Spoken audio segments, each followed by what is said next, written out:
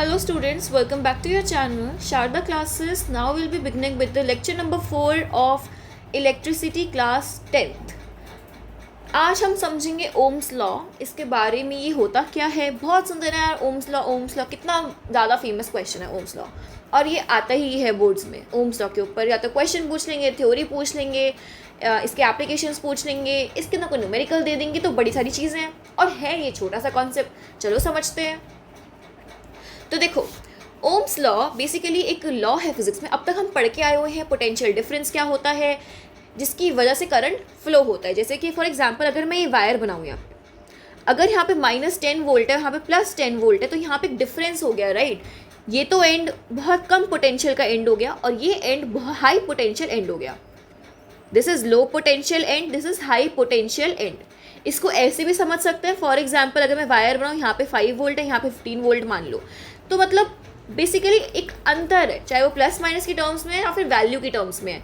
एक ना एक डिफरेंस क्रिएट हो रहा है, उसको मैं क्या बोलती हूँ, पोटेंशियल डिफरेंस बोलती हूँ, राइट. तो पोटेंशियल डिफरेंस की वजह से क्या होता है, करंट फ्लो होता है. करंट कहाँ से कहाँ फ्लो होगा, हाई पोटेंशियल से लो पोटेंशियल, तो इस तरफ फ्लो होगा. ठीक है, तो हमेशा ध्यान रखना पोटेंशियल डिफरेंस की वजह से करंट फ्लो होता है. ये तो बात क्लियर है. ओम्स लॉ हमको कहता है अगर ये पोटेंशियल डिफरेंस ज़्यादा है, जैसे यहाँ पे डिफरेंस कितना है, +10 -10, तो बेसिकली यहाँ पे 20 वोल्ट्स का डिफरेंस है. अगर ये डिफरेंस ज़्यादा हो, जैसे कल को 40 वोल्ट्स हो जाए, 30 मतलब 40 वोल्ट्स, 80 वोल्ट्स, ये डिफरेंस जितना ज़्यादा होगा ना, करंट उतना ज़्यादा बहेगा. ध्यान रखना, करंट ज़्यादा कब बहेगा, जब पोटेंशियल डिफरेंस डेल्टा V ज़्यादा होगा. ध्यान रखना है, बस इतनी सी बात है ओम्स लॉ की. तो ओम्स लॉ हमको क्या कहता है, V is proportional to IR. अगर पोटेंशियल डिफरेंस बढ़ा तो I बढ़ेगा. बेसिकली पोटेंशियल डिफरेंस बढ़ा तो करंट ज़्यादा बहेगा. सिंपल क्या बात है, ये पोटेंशियल, ये हमारी ओम्स लॉ की बात है. अभी प्रोपोर्शनैलिटी कांस्टेंट है, यहाँ पे V प्रोपोर्शनल टू I बोला गया है, राइट. अभी हमें प्रोपोर्शनैलिटी हटाना है, इसकी जगह इक्वल टू लाना है. तो हम कैसे करेंगे, V is equals to I, और यहाँ पे एक कांस्टेंट आएगा हटाने के बाद. प्रोपोर्शनैलिटी कांस्टेंट हटाने के बाद हमेशा फिजिक्स के अंदर एक आता है कांस्टेंट ऑफ प्रोपोर्शनैलिटी, जिसको हम यहाँ पे बोलेंगे R, और इसको आम भाषा में हम बोलते हैं रेजिस्टेंस. तो ओम्स लॉ से हमको क्या पता चला, V is equals to IR. ठीक है, तो करंट इंटू रेजिस्टेंस. तो इसका फॉर्मूला लिख देते हैं यहाँ पे, V is equals to I into R. I क्या है, जहाँ पे करंट है, और R क्या है, रेजिस्टेंस है. रेजिस्टेंस ऑफ द कंडक्टर कह सकते हो. अब भैया ये रेजिस्टेंस क्या होता है, इसको ध्यान से समझेंगे. एक चीज़ समझो इससे पहले, जब मैं नेक्स्ट टॉपिक पे जाऊँ उससे पहले ध्यान से एक चीज़ समझना. V इज इक्वल टू क्या है, V is equal to I into R. तो V is proportional to I and V is proportional to R. और I और R का रिलेशन कैसे बनेगा, V upon R is equals to I होता है. तो I will be inversely proportional to R. ध्यान रखना, अगर करंट बढ़ेगा, करंट ज़्यादा आ रहा है, दैट मीन्स रेजिस्टेंस वहाँ पे कम है. अगर वहाँ पे रेजिस्टेंस ज़्यादा है, दैट मीन्स वहाँ पे करंट कम बहेगा. तो ये उल्टा है, अगर करंट ज़्यादा हुआ, current is more then resistance is low. If current is low then resistance will be higher. इसको समझेंगे ऐसा क्यों हो रहा है. इस कॉन्सेप्ट को अगर नेक्स्ट स्लाइड में समझते हैं. चलो अब हम समझते हैं रेजिस्टेंस. देखो, कुछ भी ध्यान नहीं देना, पहले अभी हम एक डायग्राम पे फोकस करते हैं. ये डायग्राम ऐसे इमेजिन करो, ये पूरा ही बेसिकली, तो इसको ना पूरी वायर की तरह इमेजिन करो. यहाँ से आई पूरी वायर है, इधर से इधर तक ये पूरी की पूरी वायर है. बस मैंने एक सेक्शन को आपको मोटा करने के लिए, जूम करने के लिए इसको दिखा दिया ऐसे. चलो अब समझते हैं इसको क्यों जूम करा है ऐसे अलग से मैंने. पूरा जो कंडक्टर होता है, एक जो कंडक्टर होता है, जो वायरें होती हैं, ये कंडक्टर की बनी होती हैं. जैसे कि copper, gold, silver, gold, Ag silver, gold etcetera, bronze वगैरह, इन सब की क्या बनी होती है, वायरें बनी होती है, जिनसे कि इलेक्ट्रिसिटी पास हो सके. अच्छा, अब ये जो चीज़ें हैं, ये जो एलिमेंट्स हैं, हमने पढ़ा है ना केमिस्ट्री के अंदर एलिमेंट्स होते हैं. एलिमेंट्स क्या बनते हैं, किसके बने होते हैं, वो भी एटम्स के बने हुए होते हैं. तो ये जो एलिमेंट है कॉपर का, यहाँ पे कॉपर का एग्जाम्पल मैं मान रही हूँ, कॉपर का यहाँ पे एलिमेंट है, इसके यहाँ पे कॉपर के बहुत सारे एटम्स प्रेजेंट होंगे.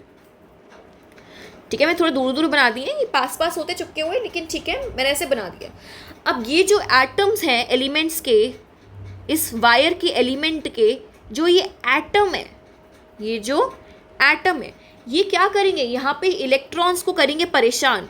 देखो अब करंट यहाँ से चल रहा है, इलेक्ट्रॉन्स कहाँ से कहाँ बहते हैं, नेगेटिव टू पॉजिटिव पोटेंशियल। अभी इलेक्ट्रॉन इधर जाने की कोशिश कर रहे हैं, पर बीच बीच में ये आए जा रहे हैं, बीच बीच में कंडक्टर के एटम्स आए जा रहे हैं, तो उनको धक्का लग रहा है, कभी परेशान हो रहे हैं, इनका फ्लो में हिंड्रेंस आ रही है। इमेजिन करो आप एक सड़क पे भाग रहे हो और बीच बीच में पब्लिक आ जा रही है, बहुत सारा क्राउड आ रहा है मार्केट के अंदर, तो क्या आप जल्दी से भाग पाओगे? नहीं।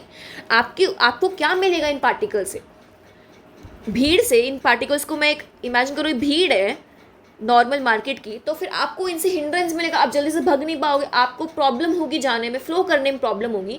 तो यही काम है रेजिस्टेंस का। रेजिस्टेंस क्या होता है? रेजिस्टेंस नाम से समझ आ रहा है कोई ना कोई ऑब्स्टेकल, या फिर ऑब्स्टेकल कह लो इंग्लिश में, या आम भाषा में रुकावट को हम बोलते हैं रेजिस्टेंस। मैं बोल रही हूँ मुझे रेजिस्टेंस मिलता है, डिस्ट्रैक्शन होती है पढ़ते हुए, अगर मैं फ़ोन यूज़ करती हूँ, राइट, हम सबको होते हैं, तो वो हमारी रेजिस्टेंस है, वो हमको धक्का, हमें आगे बढ़ने से रोक रहा है, राइट। तो रेजिस्टेंस क्या है? कोई ना कोई ऐसा ऑब्स्टेकल जो हमें आगे बढ़ने से रोक रहा है। इलेक्ट्रॉन्स के लिए क्या रेजिस्टेंस है? ये जो वायर के जो कंडक्टर है उसके एटम्स, उसका जो स्ट्रक्चर है, उसका मटीरियल है, ये बेसिकली मटीरियल ही तो है वायर का, जो ये एटम है एलिमेंट के, मटीरियल है वायर का।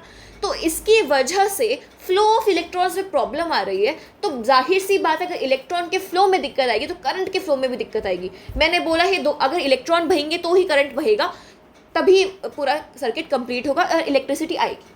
अगर इलेक्ट्रॉन्स नहीं बहेंगे तो दैट मीन्स करंट भी नहीं बह रहा होगा, ठीक है। और तो क्या होगा, उसकी वजह से हमारा सर्किट में प्रॉब्लम आएगी। तो अब इलेक्ट्रॉन स्लो हो रहे हैं तो करंट स्लो हो रहा है, दैट मीन्स सर्किट में करंट धीरे बह रहा है। किसकी वजह से? Because of this resistance.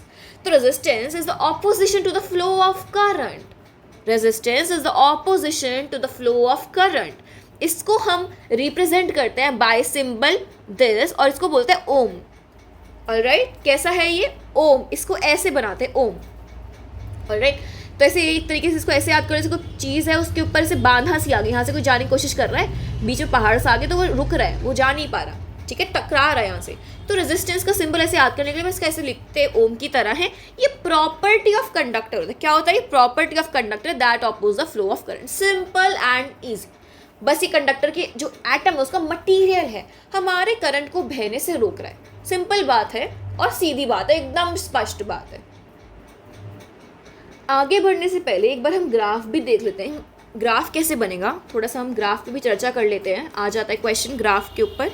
यहाँ पे छोटा सा हम ग्राफ पढ़ लेते हैं, graph of V versus I। तो एक बार हाँ, ऐसे अगर हम ग्राफ बनाए, V को पहले मैंने Y पे ले लिया और I को मैं ले रही हूँ X पे, तो अब कैसा ग्राफ बनेगा? दोनों आपस में क्या है? Directly proportional. जैसे जैसे V बढ़ेगा वैसे ही I बढ़ेगा, तो simple straight line graph. Question number 2, I V का ग्राफ। I को मैं यहाँ ले रही हूँ, V को यहाँ, ये आप खुद ड्रॉ करोगे। I प्रोपोर्शनल होता है V के, तो I वर्सेस V का ग्राफ बनाओ खुद से, ठीक है। ईजी है, एकदम सिंपल। जैसे ये बना वैसे ही ये बनता है, ठीक है, ध्यान रखना इसको। अब हम पढ़ते हैं फैक्टर्स अफेक्टिंग रेजिस्टेंस। तो अब रेजिस्टेंस किन किन चीज़ों पे डिपेंड करती है? पहला है लेंथ। एक एक करके समझते हैं। आप बताओ, अगर लेंथ कंडक्टर की ज़्यादा है, मैं कंडक्टर बना रही हूँ, ये कंडक्टर है, इसकी लेंथ ज़्यादा, तो ज़्यादा एटम्स होंगे यहाँ पे एटम एटम एटम, तो ज़्यादा नंबर ऑफ एटम हो गए, तो ज़्यादा देर तक रेजिस्टेंस प्रोवाइड करेगा, तो करंट धीरे होगा, राइट। तो रेजिस्टेंस ज़्यादा कब होगा? जब लेंथ ज़्यादा होगी, ठीक है। सेकेंड है एरिया।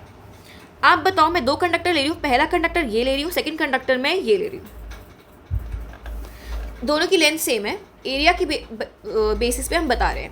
पहले का देखो, एटम्स अगर एरिया पास पास है तो एटम पास पास चिपकेंगे उस वाले कंडक्टर के, और यहाँ पे एटम ऐसे प्रेजेंट है, तो एरिया बड़ा है तो इलेक्ट्रॉन को भगने की जगह ज़्यादा मिलेगी, है ना। इलेक्ट्रॉन ज़्यादा जल्दी से भगेगा। इसके अंदर इलेक्ट्रॉन थोड़ा धीमे धीमे भगेगा, यहाँ पे फंस रहा है, यहाँ फंस रहे हैं इलेक्ट्रॉन्स, राइट। तो किस में तेज से भगेगा? इसमें करंट ज़्यादा आएगा, और करंट होता है inversely proportional to R। That means अगर एरिया ज़्यादा है तो रेजिस्टेंस कम हो जाएगा और करंट बढ़ जाएगा। ध्यान रखना इस रिलेशन को, एरिया ज़्यादा, रेजिस्टेंस कम और करंट ज़्यादा। तो R is proportional to L, whereas R resistance is inversely proportional to area. अगला पढ़ते हैं मटीरियल। मटीरियल देखो, अब डिपेंड करता है एटम्स के ऊपर कि कौन सा एलिमेंट है, किस टाइप का रेजिस्टेंस वो ऑफर कर रहा है। एटम्स के साइज़ के ऊपर, ठीक है, तो वो मटेरियल हो जाता है, वो nature of substance, basically nature of conductor, उसको हम बोलते हैं नॉर्म फिजिक्स में रेजिस्टिविटी, ठीक है, ध्यान रखना। और मटेरियल की प्रॉपर्टी कि कैसा मटेरियल है, उस बेसिस पे भी डिफरेंट मटेरियल डिफरेंट टाइप का रेजिस्टेंस ऑफर करते हैं, ऑलराइट। तो जैसे बेस्ट कंडक्टर हम ऑफ इलेक्ट्रिसिटी हम बोलते हैं सिल्वर को, तो जाहिर सी बात है अगर बेस्ट कंडक्टर है दैट मीन्स उसके अंदर रेजिस्टेंस थोड़ी सी नॉर्मल से कम ऑफर करेगा वो, तो उसकी रेजिस्टिविटी मटेरियल कैसा हो जाएगा, रेजिस्टिविटी कम हो जाएगी। अगर रेजिस्टेंस कम है तो रेजिस्टिविटी भी कम हो जाएगी मटेरियल, तो उसको रेजिस्टिविटी को भी हम इन्वर्सली डायरेक्टली प्रोपोर्शनल बोलेंगे। एक्चुअली जो रो है ना इसको बोलते हैं रेजिस्टिविटी, तो अब बस 3 रिलेशन है, अब रिलेशन 1, रिलेशन 2 एंड रिलेशन 3, इन तीनों कंबाइन करके क्या फॉर्मूला बनेगा, R is equals to rho L upon A। ये जो रो होता है ना इसी को बोलते हैं रेजिस्टिविटी। L हो गया length of conductor, area of cross section of conductor, area of cross section, और R हमारा रेजिस्टेंस। अब इन 3 चीज़ों के अलावा फॉर्मूला में एक एक्स्ट्रा चीज़ नहीं आ रही है, वो है टेम्परेचर। फॉर्मूला में हम टेम्परेचर की बात नहीं करते हैं, पर टेम्परेचर भी बहुत इंपॉर्टेंट रोल प्ले करेगा रेजिस्टेंस के अंदर। देखो कैसे करेगा, देखो अब स्पेशल केस पढ़े। स्पेशल केस है मोस्टली क्या होता है, मोस्टली अगर मैं बात करूं हमारे टेम्परेचर के बारे में, टेम्परेचर जनरली क्या करेगा, रेजिस्टेंस से डायरेक्टली प्रोपोर्शनल होता है generally. Basically resistance temperature increase तो रेजिस्टेंस बढ़ेगा।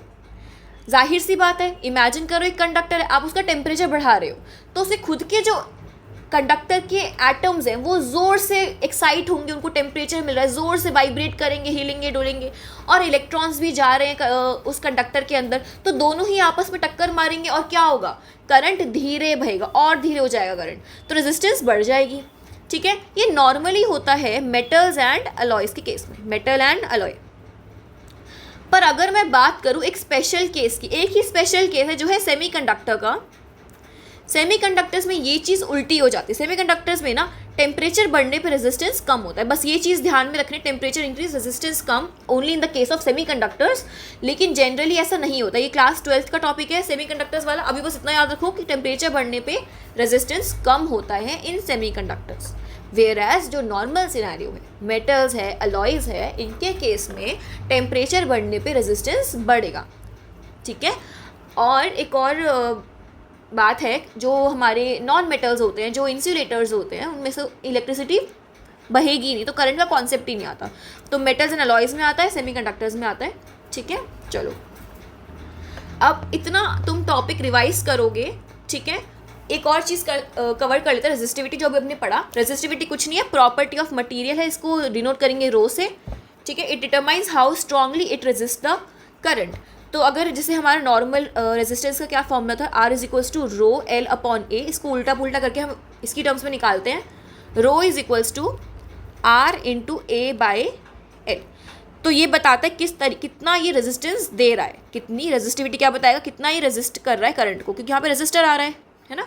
ये रो डायरेक्टली प्रोपोर्शनल है रेजिस्टेंस के, तो किस तरीके से, कितने स्ट्रांगली ये करंट को रेजिस्ट कर रहा है, सिंपल है रेजिस्टिविटी, ठीक है।